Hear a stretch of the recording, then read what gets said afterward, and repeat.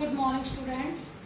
हम लोग chapter number 4 के जो कि आप लोगों का सत्ता के वैकल्पिक केंद्र है, इसके आज 4th और लास्ट वीडियो बना रहे हैं।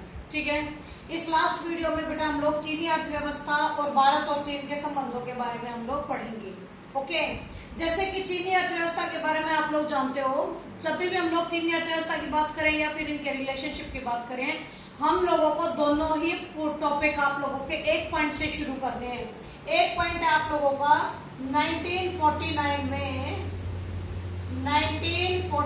में चीनी क्रांति। ठीक है बेटा, यानी ये तो एक कॉमन सी एक बात है जो आप लोगों को दोनों टॉपिक में सबसे पहले जोड़नी है। ठीक है, ये आप लोगों की चीनी क्रांति हुई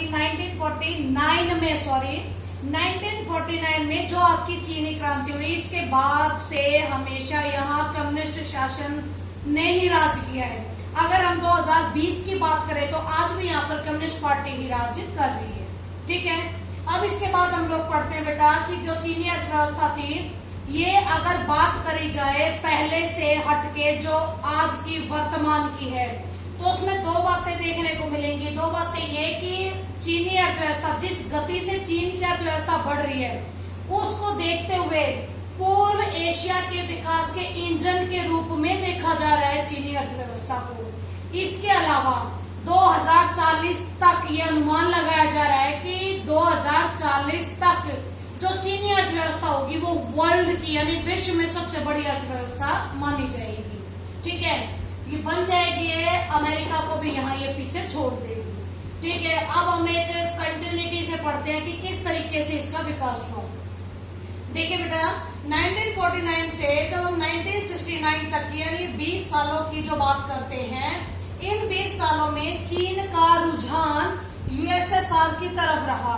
यूएसएसआर की तरफ इसके रुझान का रीजन भी है बेटा कि यूएसएसआर में भी कम्युनिस्ट शासन ही राज करता था।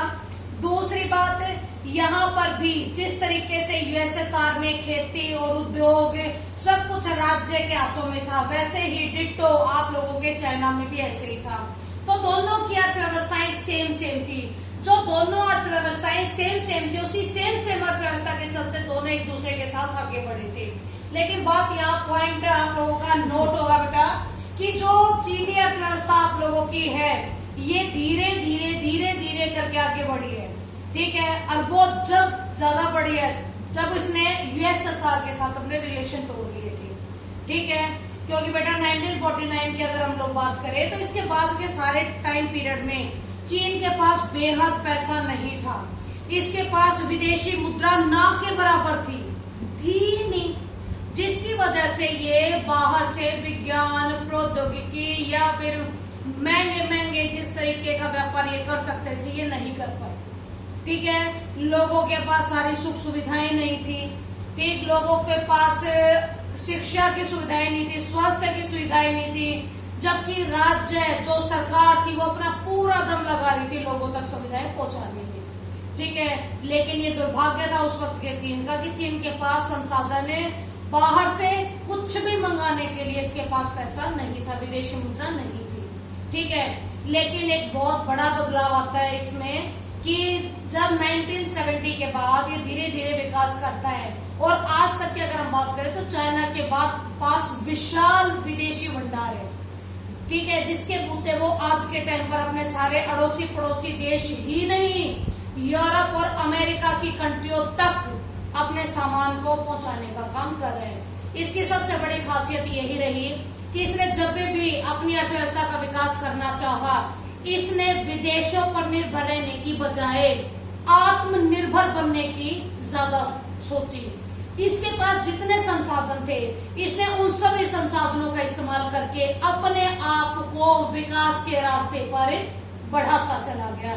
बिल्कुल यही चीजें जैसे कि अब मोदी ने जो चलाया है भारत में भी अभियान की आत्मनिर्भर बना जाए, तो जो आत्मनिर्भरता है ये चाइना ने पहले अपना चुका है। इसलिए हमसे कम से कम 20 या 30 साल पहले शुरुआत है इनके विकास की।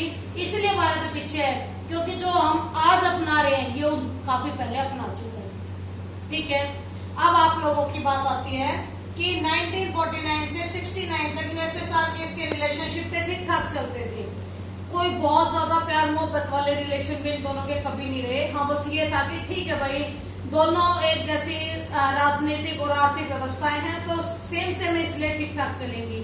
लेकिन 1969 में, यहाँ पर 1969 में एक जमीन के छोटे से टुकड़े को लेकर, जमीन के छोटे से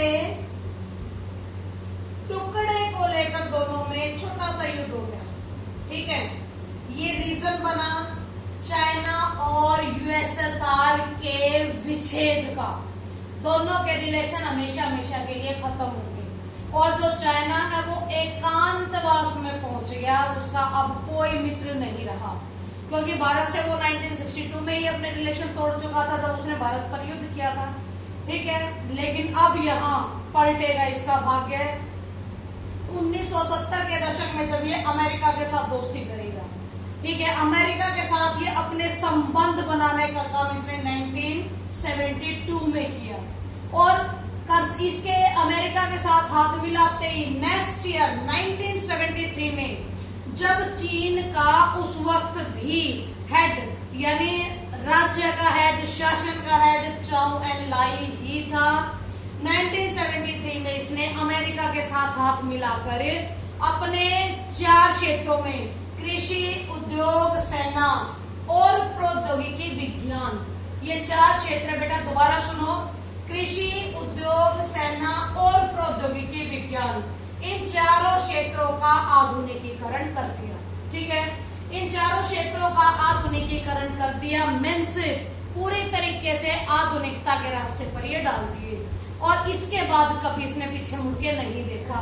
पीछे मुड़ के इसने नहीं देखा। 1978 में सबसे बड़े जो कहते हैं ना कि टर्न माना जाता है कि इसके बाद तो चाइना हमेशा अपर ही जाता रहा, तो वो सबसे बड़ी घटना थी 1978 की मुक्त द्वार की नीति को अपनाना, और ये उस वक्त के देंग शाओपेंग नामक नेता के शुभ हाथों से ये हुआ था।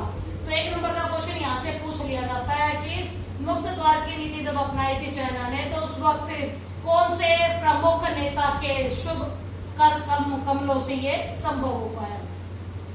इसके बाद भाई इसमें आप लोगों के लिए पॉइंट बहुत ही बड़ी आ जाएगा डालने के लिए कि जब धीरे धीरे करके इसने विकास करना शुरू किया तो इसने 2 क्षेत्र, एक शिक्षा का और एक स्वास्थ्य का, इन दोनों को, इन क्षेत्रों की सुविधाओं को इसने लोगों तक, अपने लोगों तक पहुंचाने का पूरा बीड़ा उठा लिया और यहाँ पर यह कामयाब भी हुआ है। चाइना ने स्वास्थ्य और शिक्षा की सुविधाएं जितनी निम्न से निम्नतर दरों पर अपने जनता तक पहुंचाई, इतनी किसी विकसित कंट्री ने भी नहीं पहुंचाई।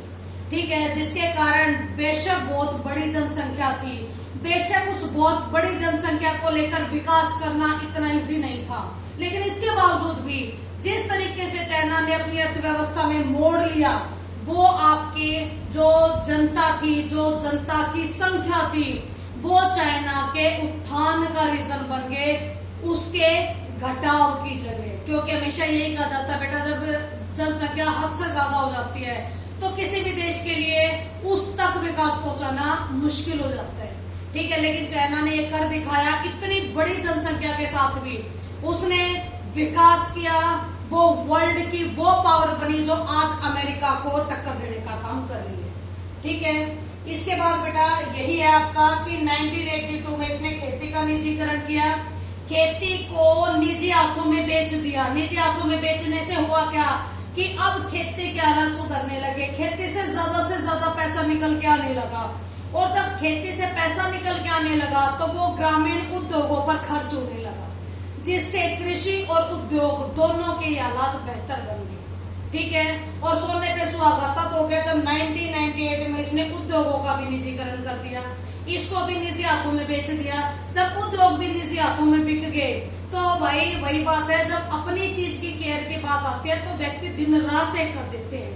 ठीक है, वही हुआ, आपके उद्योग धंधे दिन दुगनी और रात चौगुनी उन्नति करने लगे। ठीक है, और कभी चाइना ने पीछे मुड़ के नहीं देखा, इसने स्टेप बाय स्टेप अपनी अर्थव्यवस्था को मोड़ा। जबकि यूएसएसआर का याद होगा तुम्हें, कि उन्होंने अपनी अर्थव्यवस्था को एकदम से पलटी मार दी थी। शॉक थेरेपी याद होगा कि उनकी अर्थव्यवस्था बिल्कुल खत्म हो गई। चाइना ने गलती कहीं नहीं की। चाइना सबक ले चुका था, इसलिए उसने अपनी अर्थव्यवस्था को धीरे धीरे करके टर्न किया।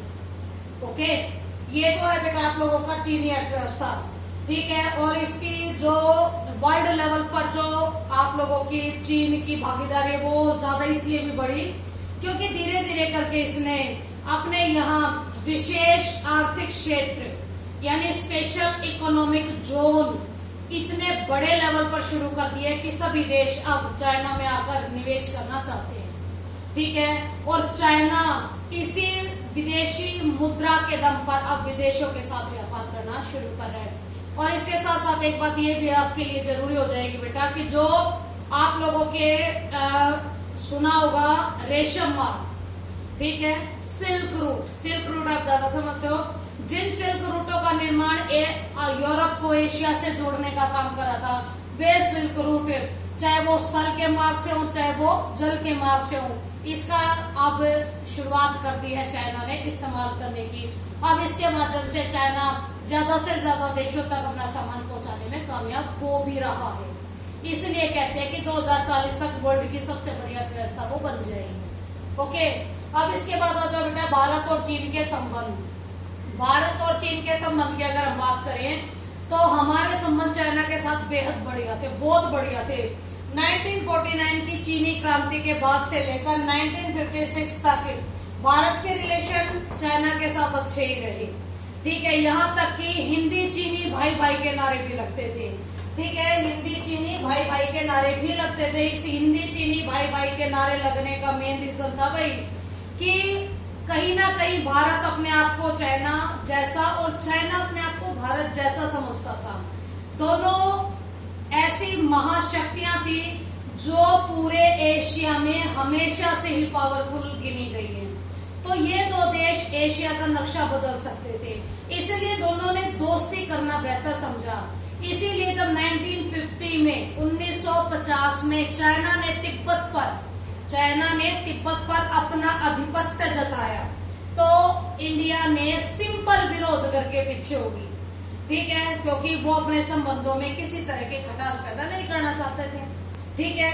इसके बाद आता है बेटा तुम्हारा कि 1962 में भारत और चाइना का युद्ध हो गया। एक तरफा युद्ध था, ये भारत ने नहीं किया था, चाइना ने भारत के ऊपर किया था और इसमें सिर्फ और सिर्फ चाइना का ही फायदा हुआ। लेकिन इतना जरूर है बेटा कि जो भारत की पोल पट्टी है पूरे वर्ल्ड में खुल चुकी थी, क्योंकि भारत ने उस वक्त तक अपने सैन्य खर्चे में कोई बढ़ोतरी नहीं कर रखी थी। हमारे पास सेना भी मुट्ठी भर थी, प्रौद्योगिकी भी ना के बराबर थी, ठीक है। इसलिए चाइना ने एक तरफा युद्ध किया और एक तरफा युद्ध खुद ही फिर बंद कर दिया। लेकिन इससे भारत को बहुत बड़ा नुकसान हुआ। एक तो अरुणाचल प्रदेश की तरफ का एक नेफा इलाका है, काफी बड़ा इलाका है। आज की आप लोगों की 29 दिल्लियों का निर्माण हो जाए, यानी इतनी बड़ी जमीन को चाइना हड़प चुका है, उसे अपना कह चुका है, ठीक है। और इधर आप लोगों के उत्तराखंड के ऊपर है, आज का आपका लद्दाख है। आज का लद्दाख बोला मैंने क्योंकि पहले जम्मू कश्मीर में आता था। आज का जो लद्दाख है वहां पर भी बहुत बड़ा हिस्सा है अक्साई चीन जिसे वो बोलता है, वो कहता है ये मेरा है, जिस पर आज के टाइम पर भी विवाद दोनों देशों के बीच में चल रहे हैं, ठीक है। इसके बाद 1962 से 1976 तक दोनों देशों में कोई बातचीत नहीं हुई, किसी तरह का कोई भी लेना देना आना जाना कुछ नहीं हुआ, ठीक है। अब शुरुआत हुई 1977 की, जब भारत में जनता पार्टी की गठबंधन की सरकार पहली बार सेंट्रल गवर्नमेंट में आई थी, ठीक है। जब सेंटर में गठबंधन की सरकार आई थी तो उस वक्त आपके अटल बिहारी वाजपेयी जी 1978 में चाइना गए थे, लेकिन उनके चाइना जाने से कोई प्लस या नेगेटिव कोई ऐसा रिजल्ट नहीं निकल के आया। हाँ, इतना जरूर है जब 1980 में इंदिरा गांधी आपकी प्रधानमंत्री बनी तो उसने कोशिश की, वो भी अब चीन के दौरे पर गई, उसने भी अब चाइना के साथ बातचीत शुरू करी। चाइना की तरफ से भी एक्टिव हुए लोग बातचीत करने के लिए, लेकिन फिर भी वो जो कहते हैं ना कि पॉजिटिव रिस्पॉन्स आना चाहिए, इतना बड़ा नहीं था। हाँ, बस ये था कि दोनों देश अब साथ मिलकर काम करने के लायक हो गए। ठीक है, यानी कूटनीतिक रिलेशन फिलहाल इन दोनों के टूटे ही रहे, राजनीतिक और कूटनीतिक दोनों ही तरह के रिलेशन। लेकिन सबसे बड़ा बदलाव आता है 1984 के बाद। 1984 में राजीव गांधी प्रधानमंत्री बन के आए और एक यही व्यक्ति है जिसके प्रयासों का हम लोग कहते हैं कि इन्हीं के प्रयासों की देन है कि पूरी तरीके से उसने चाइना के साथ बातचीत करी और भारत और चाइना का व्यापारिक रिलेशन बना। 1976-87 तक प्रयास रहे सुधार के, लेकिन बहुत ज्यादा पॉजिटिव रिस्पांस नहीं आए। लेकिन 87 के बाद पॉजिटिव रिस्पांस आने शुरू हो गए। राजीव गांधी के प्रयासों से भारत और चाइना के बीच में व्यापारिक रिलेशन बने जो आज तक चल रहे हैं। ठीक है, आज तक ये रिलेशन चल रहे हैं, सिर्फ और सिर्फ व्यापारिक, और किसी तरह का रिलेशन भारत और चाइना के बीच में नहीं है। ठीक है, और कई बार लेकिन इतना होने के बावजूद भी चाइना बार बार कुछ ना कुछ गड़बड़ियां जरूर करता है। जैसे 2017 में इसने की थी, डोकलाम पर विवाद हो गया था भारत और चाइना के बीच में। ठीक है, लेकिन हम लोगों ने इसके कूटनीतिक चाल के जरिए चाइना को घुटने टेकने पर मजबूर कर दिया था। ठीक आज भी वही स्थिति बनी हुई है। अब जब वो अक्साई चीन लद्दाख वाले इलाके पर अपने प्रभाव को ज्यादा तेज करने की कोशिश कर रहा है, यहाँ तक कि झड़प भी हो चुकी है हमारे और उनकी तरफ के भी सैनिक, कुछ 20-25 सैनिक हमारे और उनके भी तकरीबन 30-35 उनके भी मरे हैं। ये सैन्य कार्रवाई होने के बावजूद भी बेटा तनाव की स्थितियां तो आज भी उस एलओसी पर आज भी ऐसे ही निर्मित है। ठीक है, तो वही बात है कि अब की बार फिर हम लोग बॉर्डर पे तो लड़ ही रहे हैं, लेकिन साथ साथ हम लोग कूटनीतिक चालों के माध्यम से भी इसका विरोध करने लग रहे हैं। ठीक वैसे ही जैसे हम लोगों ने चीनी जो व्यापार है, चीनी सामान है, इसका बहिष्कार कर दिया है। ठीक है, इंडिया में हर एक बंदा इंडिया की बनी हुई चीज को महत्व देने का काम कर रहा है। ठीक है, और सबसे बढ़िया बेटा कम से कम एक मौका तो मिलेगा हमें आत्मनिर्भर बनने का। ठीक है, क्योंकि जो मुहिम अब हम चला रहे हैं, अगर वो चीनी माल मार्केट में रहा तो वैसे ही हम लोगों के किसी तरीके से आत्मनिर्भरता नहीं आने वाली। अगर चीन की आपूर्ति को रोक देंगे और अपने लोगों को प्रोत्साहित करेंगे काम करने के लिए, तभी भारत आत्मनिर्भरता की तरफ चलेगा। पहला फायदा। दूसरा फायदा, चीन घिरेगा और चीन कंटिन्यू बंद करने के हालातों में भी पहुंचेगा। ठीक है, वो सुलह समझौता जरूर करेगा, इतनी हिम्मत नहीं है उसमें।